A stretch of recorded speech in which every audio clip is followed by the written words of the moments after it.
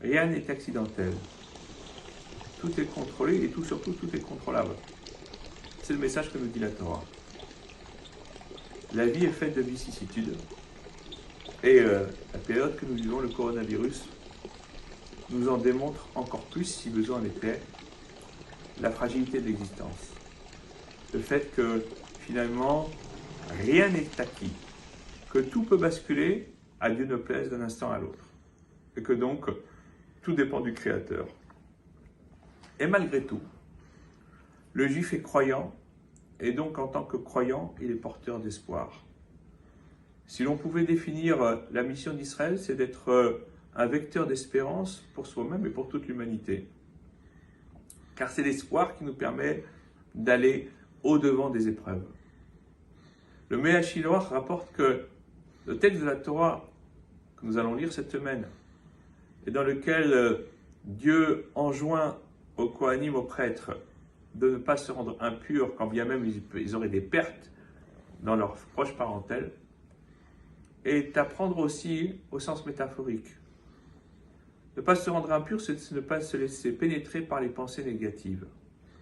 Le Kohen, en tant que guide spirituel par excellence, se doit de toujours être là pour être un vecteur d'espoir pour lui et pour toute la communauté d'Israël.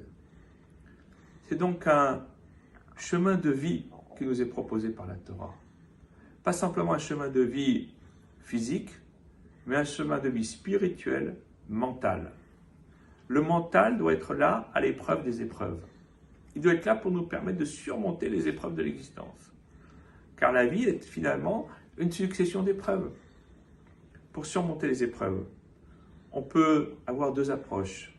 Une approche résignée et qui va enfoncer la personne, qui va le détruire de l'intérieur. Et une approche battante. Une approche dans laquelle on dit, certes, les épreuves procèdent, relèvent de la volonté divine, mais nonobstant cela, eh bien, il y a la nécessité pour l'homme, pour le juif, bien de les surmonter et d'aller de l'avant. Et finalement, comme l'adage populaire le dit si bien, ce qui ne nous tue pas nous rend plus forts. Eh bien, chaque épreuve de l'existence est là pour nous permettre de grandir mentalement, de grandir psychologiquement, mais surtout de grandir spirituellement. Tant que l'homme porte en lui un souffle de vie, jusqu'à son dernier souffle, jusqu'à 120 ans, eh bien, il se doit d'être vecteur de croyance en Dieu, qui grâce à cela, par la pratique des mitzvot, par l'étude de la Torah, doit nous permettre de devenir meilleurs de jour en jour, d'heure en heure, et de faire en sorte que notre vie soit, somme toute, placée sous le sceau de l'espérance. Shabbat Shalom.